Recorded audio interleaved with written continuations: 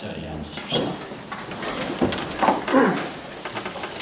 코로나 바이러스 어느 정도 정돈이 되면서 이제 우리 교회도 정상화를 위한 준비를 했더니 무슨 이태원의 그 게이바를 돌아다니는 녀석 때문에 서울이 비상이 걸렸습니다. 우리가 더 많이 기도하라는 하나님의 뜻으로 알고 사태가 재현되지 않도록 여러분들께서 기도하시고 더 철저히 방역 준칙을 지켜주시기를 부탁합니다. 그리고 지지 성경 공부 예상외로 반응이 좋아서요. 제가 조금 신경이 쓰입니다. 여러분들도 내일 8시 시청하시고 주변 분들에게 권하셔서 이 종말에 대한 그릇된 이해가 사람들을 그 이상한 방향으로 몰지 않도록 여러분들도 경성해 주시기를 바랍니다. 그리고 우리 형제들 돕기 위한 임대교회를 돕기 위한 헌금을 여러분들이 힘써해 주셨는데요. 이번에 우리 교회 포함해서 한국에 있는 그 교회들이 임대교회를 돕기 위한 헌금을 시작했습니다. 어떤 교회는 50억을 걸고 헌금을 했는데 너무 많이 헌금을 하셔서 지금 목회자들이 하는 얘기가 목사들보다 성도들이 낫다 그렇게 하고 있습니다. 여러분들께서 원래 제가 목표했던 금액은 넉 달 동안에 800이었습니다. 그런데 여러분들께서 힘에 붙이도록 하셨습니다. 원래는 그 교회 재정에서 400, 여러분이 400에서 800을 맞췄는데 여러분의 헌금만으로 이미 800을 넘어가고 있습니다. 그래서 다음 주까지 해서 여러분 마지막 참여하시는 분으로 800을 맞추고 18일 날 교육자들이 왔을 때 그때 우리 교회 수석 장로님이 전달하시는 것으로 마무리하고자 합니다. 혹시 여러분 가운데 아직 참여하지 못한 분들이 있으시면 마지막으로 한 주간 또 참여 기회 가지시고요. 그리고 이 일을 통해서 우리 교회들이 많이 힘을 얻습니다. 그래서 여러분들이 서로 일 어려울 때 서로 부조하는 아름다운 교제가 있기를 축복합니다. 그리고 여선교회에서 오늘 어버이날이라고요. 70세 이상 되시는 분들 이게 선물 나눠준대요. 근데 선물 나눠주는 분들이 누가 70세인지 모르니까 나 70세 이상이야 그렇게 되는 분은 가서 선물 줘 그러세요. 그러면 우리 여선교회에서 준비한 선물 드릴 겁니다. 꼭 안 그래도 우리 여선교회 꼭 잘 챙겨주시기를 바랍니다. 그리고 우리 오늘 23일 날 결혼하는 커플이 있어요. 커플이 있는데 우리 서범신 형제하고 우리 서범 형제가 우리 한성신 교수님 아들인데 그 아주 예쁜 처녀를 데리고 왔어요. 끝에 이름이 빈자로 끝나는데 저는 이 빈자 끝나는 여자들 다 이쁩니다. 왜냐하면 제 조카도 이름을 빈자로 붙여줬고요. 우리 미국 사는 우리 처남 딸들도 현빈이, 다빈이, 세빈이 다 제가 빈자 붙여줬습니다. 근데 이 자매 이름이 유빈이에요. 최유빈. 네, 두 사람 잠깐 앞으로 나오시겠어요? 여러분 인사하고 5월 23일 날 결혼식이 있습니다. 다음 주에 장소 광고 드릴 테니까 아주 성도들 보고 서시기 바랍니다. 네, 키 큰 남자가 우리 교회 아들이고요. 그 옆에 자매가 데려온 빈입니다. 여러분들이 축복해 주시고 결혼 준비하는 데에 어려움이 없도록 여러분들께서 기도로 도와주시기 바랍니다. 잠깐만 기도하겠습니다. 하나님, 우리 서범석 최유빈 이 귀한 젊은이들을 주님 앞에 올려드립니다. 교회가 이 예식을 주관하며 하나님 앞에서 축복합니다. 어려움 없게 하시고 영육간에 강건하게 하시고 모든 사람들을 위해 뛰어난 하나님의 젊은이들 가정 되게 하여 주옵소서. 감사하며 예수님 이름으로 축복하옵나이다. 아멘. 네, 박수 한번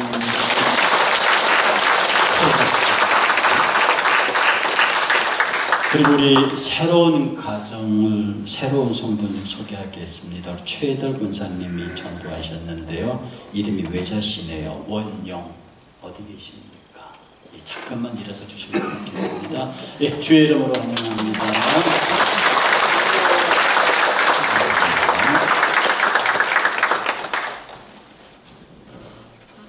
얼마 전에 돌아가신 그 연세대 황수관 박사가 그 TV 연예 프로에 나와서 이런 얘기를 했습니다.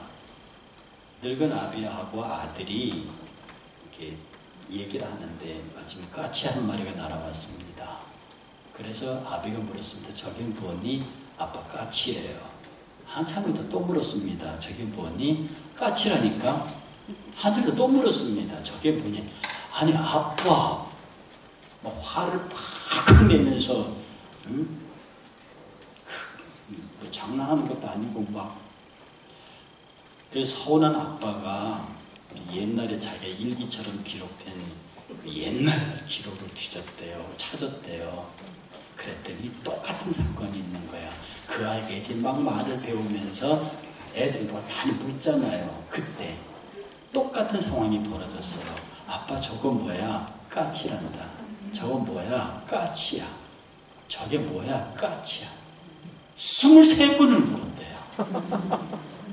그런데 그 기록된 내용은 그 23번을 대답하는데 나는 왜 그렇게 행복했는지, 나는 왜 그렇게 좋았는지, 나는 왜 그렇게 좋았는지 모르겠다.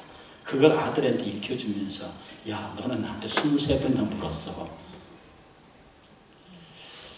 저는 그 성수관 박사가 전해주는 그 이야기를 들으면서요, 사실 제가 머리가 염색한 머리입니다. 근데 저는 염색할 생각이 별로 없습니다. 지금도. 그런데 치매 걸리신 우리 어머니가 내 흰머리만 보면 네 머리 와 이래 흰해.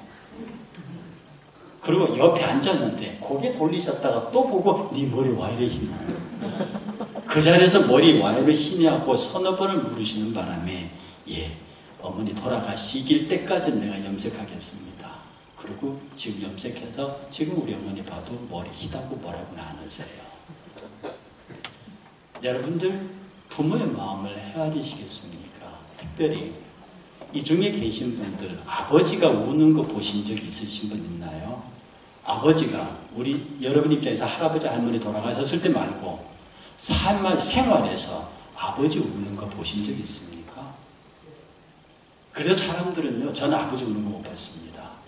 그리고 거의 대부분이 아버지가 우는 걸 보고 큰 자녀가 별로 많지 않습니다.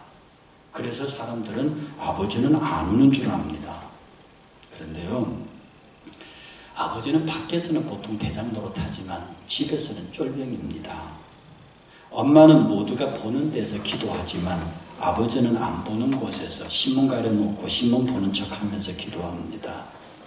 자녀가 저녁에 늦으면은요, 엄마는 전화통이 대고 악을 쓰지만 아버지는 어두운 현관에서 자식의 신발이 있나 없나를 확인한답니다. 어머니는 울었기 때문에 세수를 하고요, 아버지는 울기 위해서 세수를 한답니다. 그 물소리에 우는 소리가 안 들리니까. 그래서 어머니의 가슴은 봄과 여름을 왔다 갔다 하지만 아비의 가슴은 가을과 겨울을 왔다 갔다 한답니다. 사실은 이 아비의 마음을 읽어줄 수 있는, 보통 자녀들은요 아버지를 스트롱하다고 믿어요. 어렸을 때 자녀들에게서 아버지는 슈퍼맨입니다. 그런데 자녀들은 점점 성장해 가는데 아버지들은 영원히 자녀들에게 슈퍼맨으로 남기를 원해요. 그래서 아버지가 자식들이 컸는데도 좀 뻥이 셉니다. 허세가 있어요. 좀 이렇게 몸은 이미 50, 60을 향해서 가는데 그 마음은 여전히 어린아이 앞에 서 있는 젊은 아빠의 모습입니다. 그런데 어느 순간 자녀들이 아비의 약함을 발견합니다. 어느 순간 자녀들이 아비의 늙었음을 발견합니다. 옛날 고사에 아버지가 때리는 회초리를 맞고 아파서 운 게 아니라 아버지 때리는 힘이 옛날 같지 않다고 우는 효자 얘기도 있습니다. 우리가 그 어느 순간에 아비의 눈물이 보일 때 나는 아버지가 안 우는 줄 알았는데 아버지가 몰래 울고 있는 그것을 아들들이 딸들이 발견할 때 비로소 자식은 효도가 뭔지를 안답니다. 아비의 눈물을 보지 못하는, 우리 아버지도 나를 위해서 울고 있구나라고 하는 것을 보지 못한 아들, 딸은 진정한 의미에서 효도의 길을 걸을 수가 없습니다. 여기 있는 분들, 우리 아버지들이 얼마나 많이 우셨는 줄 압니까? 정말로 아버지의 눈물은 어머니의 눈물과는 성격이 다릅니다. 여기 계시는 모든 아버지들도 많이 우셨을 겁니다. 옛날에 IMF 당했을 때 당당하게 출근합니다. 그러나 갈 데가 없습니다. 남산에 올라가서 몇 시간을 서성이다가 퇴근 시간 맞춰서 집에 들어가면서도 아버지의 품격을 잃지 않으려고 했습니다. 그것이 아버지입니다. 여러분들의 아버지의 마음을 읽어드릴 수 있겠습니까? 특별히 여러분의 눈에 아버지의 처진 어깨, 아버지의 굽은 등이 보이면 우리 아버지가 나를 위해 울어서 저렇게 되었구나 라고 한번 깨달으면 그는 효도의 시작을 경험했다고 해도 좋습니다. 어머니의 문제인데요. 특히 어머니와 아들 관계는 별로 갈등이 없습니다. 어머니와 아들 사이의 갈등의 원인은 주로 며느리인데요. 며느리와 시어머니가 투닥거리니까 아들이 불편할 뿐이지 사실은 아들은 어머니에게서 영원한 종교입니다. 그러니 종교의 교주를 비난하는 어머니는 없습니다. 항상 자기 아들이 잘났고 자기 아들이 좋습니다. 그런데 문제는 어머니와 딸입니다. 이 어머니와 딸, 그것도 장성한 딸과 어머니의 관계는 정말 힘든 겁니다. 여러분 저기 피에타라는 조각상 아시나요? 중세 거장 미켈란젤로가 조각한 피에타라 상인데요. 그건 마리아가 십자가에 못 박힌 예수 그리스도를 품에 안고 어쩔 줄 몰라 울고 있는 상입니다. 그 아들에 대한 지극한 애정으로 그러나 그 아들이 십자가의 모진 고통에 당하는 그 아들을 품에 안고 울고 있는 마리아의 상을 조각한 것이 피에타 조각상인데 그것을 연상해서 우리나라 작가 이정은이라는 사람이 피에타라는 소설을 썼습니다. 그건 예수님에 관한 소설이 아니고요. 어머니와 딸이 그 엄청난 갈등을 겪는 이야기가 거기에 적혀 있습니다. 거기를 보면요. 딸이 시집을 갔습니다. 딸도 어려워요. 남편의 작은 월급을 가지고 작은 생활비를 보내는데 어머니는 그게 여전히 부족하다고 말은 안 하지만 딸이 주는 돈에 대한 불만이 있고요. 그 다음에 분명히 자기 생각은 넉넉히 줬는데 그걸 다른 곳에 써버립니다. 어머니는 남에게 잘 주는 거죠. 어떤 옷을 사보내주면 그걸 다른 사람 줘버리고 늘 월남치마를 입고 있는 그런 어머니였습니다. 그러나 자주 찾아갑니다. 이번에 찾아가서 어머니에게 사랑한다고 말하고 어머니를 안아주고 그러고 내려갔는데 내려가면 싸웁니다. 엄마 왜 그러냐고, 그거 하지 말라고, 왜 또 그랬냐고. 이 장성한 딸의 눈에는 엄마가 하는 게 마음에 안 드는 거야. 그러니까 이렇게 쭉 왔다가 그러니까 둘이가 애물단지가 돼버립니다. 그러니까 딸이 하도 엄마가 사랑스럽고 좋긴 한데 감히 싸우니까 한 번 올라오면서 이렇게 나를 힘들게 하실 거면 차라리 돌아가시는 게 낫겠다. 여러분, 혹시 여러분 부모 모시다가 차라리 우리 엄마 죽었으면 좋겠다 그런 생각 안 해보셨습니까? 그런데 그런 기도가 아닌 푸념 아닌 기도 아닌 푸념 아닌 그런 걸 했는데 얼마 있다 치매 걸려갖고 교통사고 돌아가 버려요.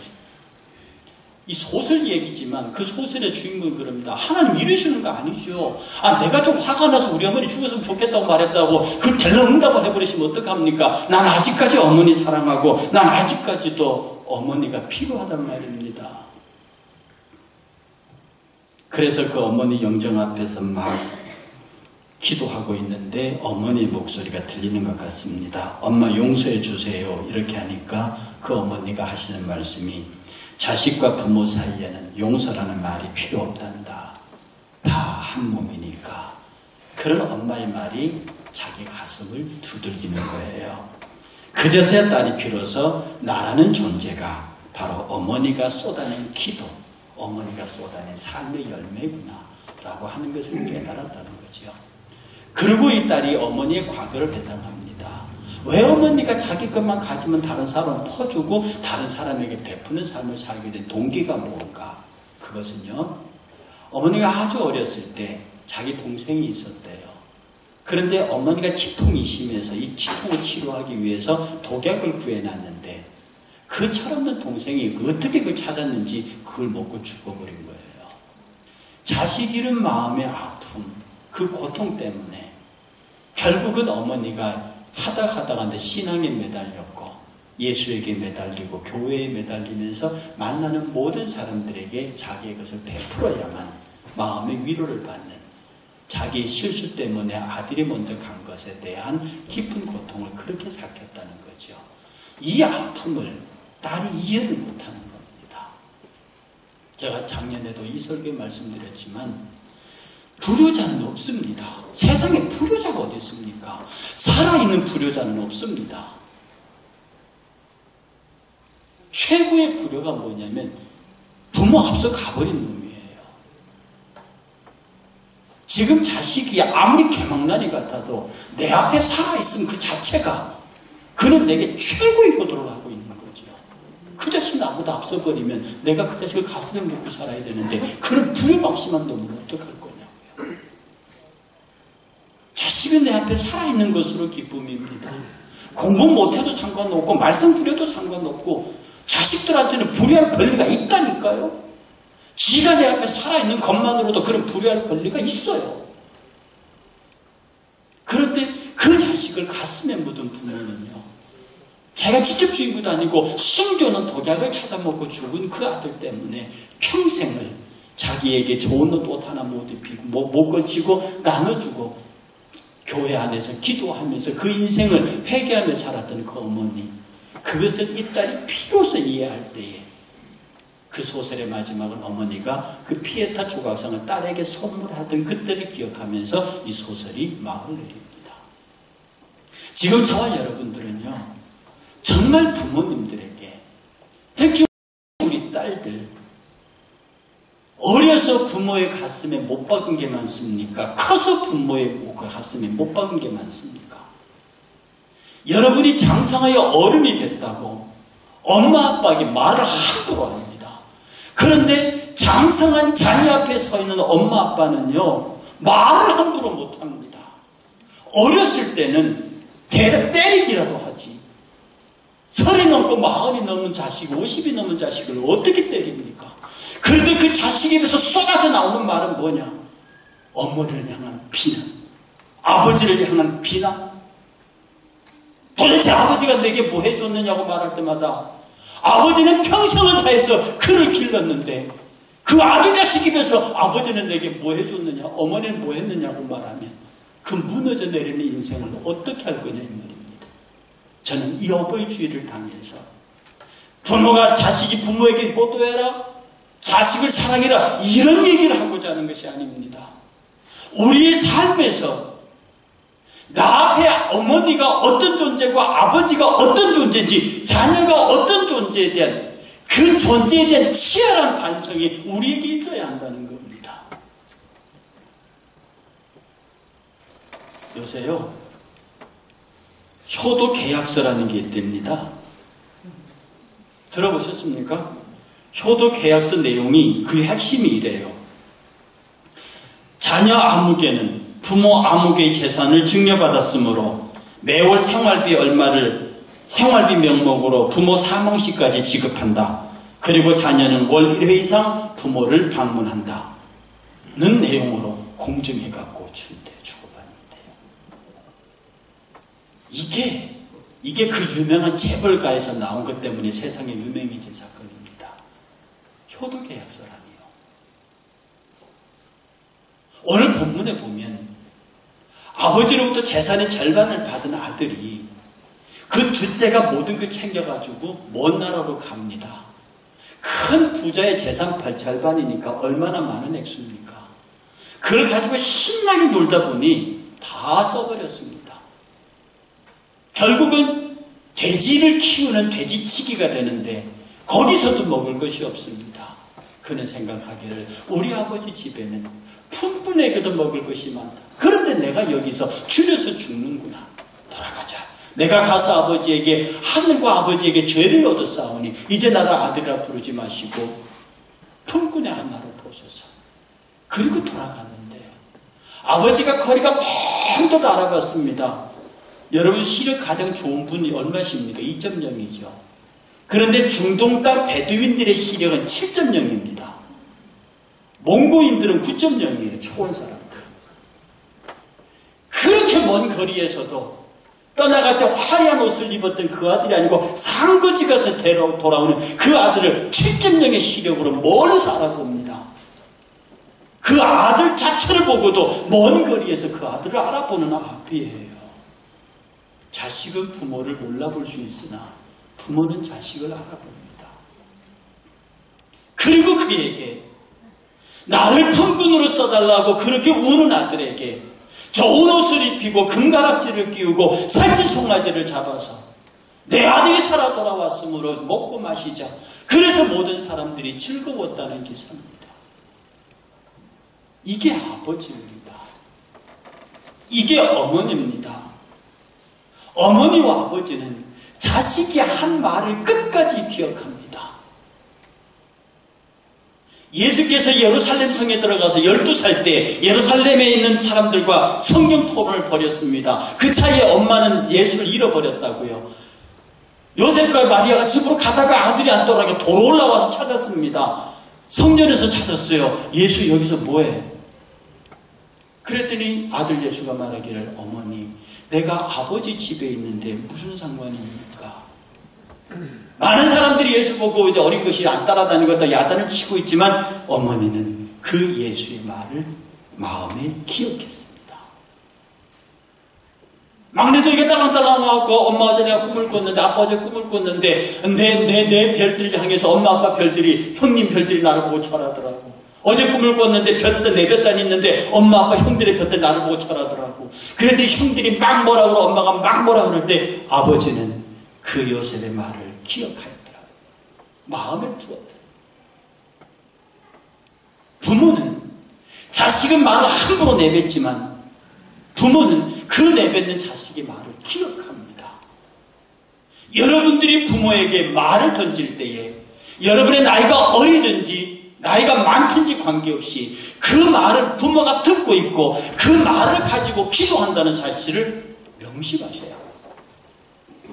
적어도 여러분에게 부모에게 말을 던질 때에 부모가 그 말을 축복할 수 있게 해야 합니다. 던져준 그 말이 부모에게 아픔이 되거나 부모의 가슴을 해하는 것이 되어서는 안 됩니다. 그 말을 들은 부모가 그 말을 듣고 축복할 수 있게 해야 합니다. 성경은 이렇게 말합니다. 자기 아버지나 어머니를 치는 자는 반드시 죽일지니라. 또 말합니다. 자기 아버지나 어머니를 저주하는 자는 반드시 죽일지니라. 아버지를 치는 자나 저주하는 자나 형벌이 똑같습니다. 어머니에게 큰 잘못이 있고 작은 잘못이 있는 게 아닙니다. 성경은 말합니다. 너를 낳은 아비에게 청종하고 내 늙은 어미를 경히 여기지 말라. 내 부모를 즐겁게 하며 너를 낳은 어미를 기쁘게 하라. 내 아들아 내 마음을 내게 주며 내 눈으로 내 길을 즐거워할지어다. 자녀들아 주 안에서 너희 부모에게 순종하라. 이것이 옳으니라. 내 아버지와 어머니를 공경하라. 이것이 약속 있는 첫 계명이니 이로써 내가 잘 되고 땅에서 장수하리라. 성경 계속해서 말합니다. 만일 어떤 과부에게 자녀나 손자들이 있거든 그들로 먼저 자기 집에서 효를 행하여 부모에게 보답하기를 배우게 하라. 이것이 하나님 앞에 받으실 만한 것이니라. 무슨 말이냐? 네 부모를 다른 사람한테 떠맡기지 말라는 겁니다. 네가 보살피고 네가 책임져야 할 부모를 당시에는 이 고아나 과부들을 교회가 돌봤습니다. 바울은 교회가 돌보겠다. 그러나 그 과부에게 자식이 있거든 마땅히 그 자식이 먼저 그를 돌보게 해라. 이것이 도리라고 말하는 거예요. 여러분 세계 최대의 부자 락펠러가 성공한 이후에 그가 그의 어머니의 가르침에 대해서 이렇게 고백했습니다. 어머니가 내게 부탁한 것이 있습니다. 그 어머니가 내게 유언으로 부탁한 것이 있는데 그것은 하나님을 친아버지 이상으로 섬겨라. 목사님을 하나님 다음으로 섬겨라. 주일 예배는 반드시 본교회에서 드려라. 예배 시간에 항상 앞에 앉아라. 오른쪽 주머니는 항상 11조 주머니로 해라. 아무도 원수를 만들지 말아라. 아침에 목표를 세우고 기도해라. 잠자리 들기 전에 하루를 반성하고 기도해라. 아침에는 하나님의 말씀을 꼭 읽어라. 남을 도울 수 있으면 힘껏 도와라. 이것이 어머니가 자기에게 준 유언이라는 거죠. 록펠러는 이 유언을 끝까지 지켰답니다. 그래서 그가 33세에 백만장자가 되었고 10년 후에는 세계에서 가장 큰 회사를 소유했으며 53세에 그가 비로소 세계의 최고 갑부가 되었습니다. 그리고 그는 모든 사람들의 존경받는 사회사업가가 되었고요. 그리고 그는 인생 전체를 많은 사람들에게 칭송받는 부자가 되었습니다. 그는 고백하기를 나는 내 평생에 이 어머니의 유언을 어긴 적이 없다라고 말했습니다. 어머니의 유언, 어머니가 록펠러를 가슴에 안고 기도했던 그 유언이 록펠러에게 전해졌고 그 어머니의 축복이 록펠러에게 나타났다는 사실입니다. 성경은 분명히 말합니다. 네 부모를 공경하고 네 부모를 사랑하고 네 부모를 이것이 네가 땅에서 잘 되고 장수하는 길이다. 성경에 이렇게 명백하게 표현한 데가 없다는 사실입니다.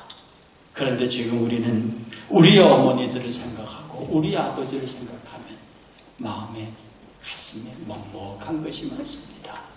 오늘 이 시간 여러분들이 지금 이 땅에 어머니 아버지가 안 계시는 분들이 있습니까? 그 어머니와 아버지를 여러분의 지금의 이 자리로 엄마 아빠 내보세요. 지금 이 땅에는 안 계시지만 지금이라도 내 기도 내 사랑을 받으시고 지금 이 땅에 어머니 아버지가 생존해 계시거든. 여러분의 말과 여러분의 행동이 그분의 축복의 소재가 되게 하세요. 그리고 아프게 하셨으면 그를 그 어머니 아버지에게 용서를 구하세요. 그리고 우리 어머니 아버지들 여러분의 자녀들이 살아있으면 그 자체로 만족하셔야 됩니다.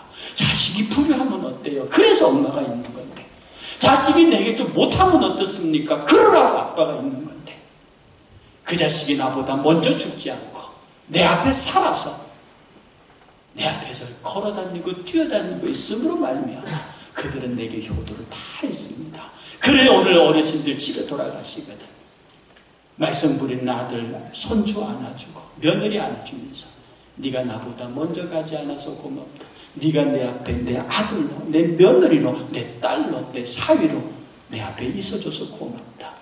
이런 존재에 대한 서로 인정, 존재에 대한 감사, 존재에 대한 기쁨을 공유하는 과정, 바로 이것이 오늘 이 말씀을 통해서 자식을 기다리는 아비 나 이제 돌아가리라. 나 이제 집에 돌아가리라. 여러분의 집은 우리의 영원한 집은 저 천국이지만 저와 여러분들이 힘들고 어려우면 1차적으로 엄마라고 부르고 아빠라고 부르듯이 여러분이 돌아갈 집이 여러분의 어머니 아버지입니다. 어머니 나 집에 돌아갑니다. 우리 함께 이 찬양 부르시면서요. 그 어머니를 지금 우리의 삶의 자리로 소환할 수 있기를 그리고 여러분이 그 어머니 옆에 앉아 하나님께 찬송할 때 그 어머니와 더불어 함께 하나님을 찬양하는 복 있는 성도들이 되시기를 주의 이름으로 축복합니다. 다 같이 일어나시죠.